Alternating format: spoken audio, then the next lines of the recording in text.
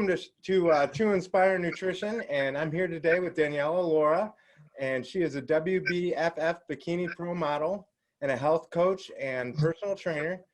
Dani was born in Brazil and moved to the United States in 2006. Welcome, Dani. How are you today? Hi, I'm fine. All right. Thank you for having me here. Oh, we're so glad to have you on the cover this month. It's an exciting time. So tell me a little bit about, so you moved here to the United States in what, 2006? Yes, in 2006, looking for a better life. Okay. So I started working. I met my husband here. I end up having 2 kids, and I'm already here for 14 years now. Wow. Wow. Excellent. So how did you get into actually getting into the health and fitness industry originally? I always loved to models. You know, Okay. it was always my dream to be a model. Okay. And just recently, like 5 years ago, the fitness started to grow a lot on social media. And I got the opportunity to see a lot of Brazilian famous athletes from over the Instagram. And I got inspired and I started training. And I started seeing my progress and I love it. And I keep going. Like it's been 5 years since I started competing. Wow. Wow. That's amazing. So like during, like with COVID and during all this craziness that's going on, how are you able to work out effectively? You know, thankfully I have a little space, a little gym at home. Okay. So I bought a few more equipments and I built like I have my little space here. So I was able to train with like, I had no problem with that. I trained the whole quarantine. Yeah, so I have a home gym too. And the thing I love about that is, you know, when you go and you're going to go work out at a gym, you know, to get everything around and to go and then actually go to the gym and then you finally get there and then you work out, you know, with weather, it's really easy to make excuses when you have to get in the car and go to a gym. So having it at your house is always very, very nice to actually get your workout in, because I just don't even think about it. I just walk kind of out there and just go for it. It is, you know, your comfort zone. You don't have to get ready. You're not worrying about people watching you. Yep. You just focus. But it also can be, it's challenge sometimes. Sometimes you get lazy, but like me at the point I am right now, like I'm very focused, very dedicated. So I just put my music here and and I have time. Yeah. So what is what is a training day like for you? Because I love it at the home gym, you have your own radio, you have your own music. What is a workout like for you on a daily basis? What do you mean? Like how long do you usually work out a day?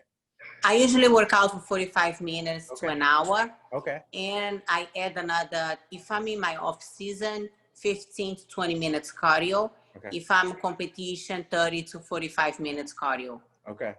Is there a big difference between competition period and non-competition as far as what you eat? Yes, a lot. It changes a lot. I'm sure that's that would be, how hard is it to get back into, how long is the competition season? Usually 12 weeks. 12 weeks? It depends, but because I've been doing it for so long, it depends of what my body looks like. Like this prep, I took 7 weeks. Oh, it was wow. 7 weeks for me to get ready, to be ready. Good for you. That's great. So do you have an actual, Dani, do you have a preferred diet that you like? No. Okay. So, and with being a personal trainer, how long have you been a personal trainer and a health coach? Say again, I'm sorry. How long have you been a personal trainer and a health coach for? I just started in July. Okay, excellent. And you have an app that you're on and whatnot? Yes. The health coach, I've been doing it for a while because I do online. I provide people with the diets and nutrition and workout programs. But one-on-one personal training, I started in July. Oh, wow. That's fun. And do you probably do it all virtually or do you do it at your house? No, I do it here, one-on-one. Okay. And I do virtual too, online. Oh, okay. Wow, that's excellent. And people have no problem getting in there and getting in shape, huh? Well, they a little bit sometimes. You Okay. gotta motivate and keep pushing them. Yeah. Make them believe that it is possible, that it's real. So, I'm the example for them. Sure. Like having two kids, I always tell them my experiences and I really make them, I tell them that I make them believe in themselves. Sure. Yeah. And we all need that. That's for sure. And and I mean, that's a great way to do it. So, what made you actually want to be a competitor and actually get into the competitive field? I wanted to I wanted to go to find what I could do, what I was able to do. I want to see the maximum I could do. Sure. 'Cause I was never happy with myself. Right. So I started just for fun. I wanted to be in shape. And then I fall in love. The minute I will step on stage, I fall in love. I'm like, this is what I want to do. Regarding the placements, it's always so fun. There's always something good Sure. about competing. That's what keeps me going. Yeah. Oh, I'm sure. And was it really scary the first time you stepped on stage? Oh yeah, it was. Yeah. I messed up my whole presentation. I was very nervous. Sure. How long are you usually on stage for when you do a competition? It depends how many girls are competing in my class. Like usually 15, 20 girls. So we just walk around like about 2 minutes. Okay. Like you do your presentation and then you line up in the back while the other ones finish their presentation, and then they call us for the first call out with they compare us, and see who's gonna be first, second. Oh wow. Wow, that would be scary. So that's and you competed for how long? 5 years. Okay. What would you say as far as like what type of advice would you give others who actually wanted to compete, like as far as getting out there and just doing it? I would say do it for yourself. Okay. Because you never know what's gonna happen. But no matter what, like I said, there's always something good about competing. It's you competing with yourself. Although you're competing with others, it's you competing with yourself. And as long as you're better than you were yesterday, you were winning. Yeah. Oh, that's an awesome way to put it. My younger brother's an athlete, and he's always done really good at competing with himself and making sure that his PR is very important to him, his personal best. He throws hammer. And I've always admired that about him because me personally, he always says I have show muscles. So, he always makes fun of me because I have show muscles. I'm not doing as many deadlifts and whatnot as I should, but he's always been very good at competing with himself and making sure his personal best is what he's doing. So I love that.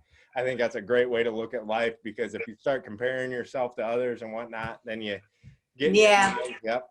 You end up getting frustrated, Yep. and you think you're not good enough. So you have to really focus on yourself. Yep. Focus on yourself and, just do your thing and go out there with confidence and show your work and be proud of yourself. Yep. That's what I do. Yeah, absolutely. That's great. So what is your nutrition like? What are your meals like, and what type of protein and how much what are your meals like during competition, during the days of competition and whatnot? When I'm competing, and when I'm prepping for competition, usually I eat 5 to 6 meals a day. Okay. And it's oats and eggs, chicken, sweet potato, vegetables, a lot of greens, spinach, arugula. I use a lot in this prep, arugula, and protein shake. Okay. What do you suggest for people who are trying to get down to their ideal weight, and what do you suggest as far as is that the biggest thing nutrition, or the biggest thing working out in your mind? I'm sorry, I couldn't understand. Is the biggest thing like how they eat, or is it how they work out, or a mixture of both? If somebody really wanted to get to their ideal weight no, they have to train and they have to diet properly. Yeah. See, because I've always given myself a little bit of leeway as far as on my eating side, as long as I train harder. But I've noticed that as I eat better, I usually end up getting a better physique. Okay. So, what do you think the biggest problem is? Like we deal with in America, we have so much obesity now. What would you say to help people get past that?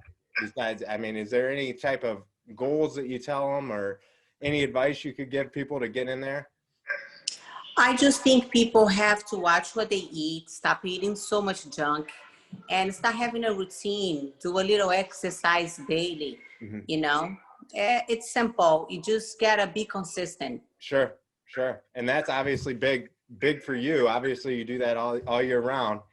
Yes, I don't do nothing crazy and extreme unless I'm closing to competition. Like the last 2 weeks, the diet gets really hard. Like you're always hungry. But in my everyday, I just try to eat healthy. I have my cheat meals on the weekend. I enjoy my life. I have a glass of wine. You know, I don't like to have rules. I think everyone is different, Sure. and we have to enjoy life. It Yeah. has to be. It has to be pleasure. Yeah. It's not a sacrifice all the time. Yeah. And your consistency allows you to have fun a little bit too, because you're doing it all the time. So it's not so much of a Yes. punishment to have a glass of wine or whatnot. Yes, Yeah. correct. So I guess what else, is there any advice you would give as far as to a younger you when you started, before you were in competition? Any advice you would give a younger version of yourself when you first started? Um, um, Believe in yourself. Whatever you want to do in life, you know, it is possible. Just believe in yourself. Make put in your mind, have the right mindset, and just go for what you love. Yeah, absolutely. And I love that you eat 6 meals a day, because that's always what I've always appreciated, that with the abs diet and whatnot, is eating every 2 hours. Do you usually, when's your first meal usually? My first meal, it's 9 o'clock in the morning. 9 o'clock? Usually 8 to 9 o'clock. Is there a certain time you stop eating every day? What do you mean? Is there like, do you like stop eating before, some people stop eating before 7 or 8 o'clock at night? Is there usually No, I don't have that. I like I said, usually have 5 to 6 meals a day. Okay. When I'm not competing, if my meals are bigger, Okay. because I try not to be so like extreme, like waiting my food all the time. When I'm off season, I'm a little relaxed. I already know the amount of food I usually eat, so I try to satisfy myself. Sometimes I eat 3, 4 meals. And when I'm hungry, I eat. Yeah. And if it's nighttime, I go to the things that I know it's gonna be good for my body. Sure. You know? Yeah, it's a lot easier when you have healthy foods. I noticed that when I have healthy foods around, it's a lot easier to snack on them. But if I have bad foods around, it's easy to snack on them too. So It's a lot of what you keep in your cupboard. Exactly. Yeah. So, well, I mean, I don't have, the big thing is how is it if somebody wants to train with you, if somebody wants to work out with you, how do they get a hold of you? They can contact me over my Instagram, Okay. or they can send me a message or call me on my phone number, 732-986-7634. Okay. Or can also email me, Okay. DanielaLaura32@gmail.com.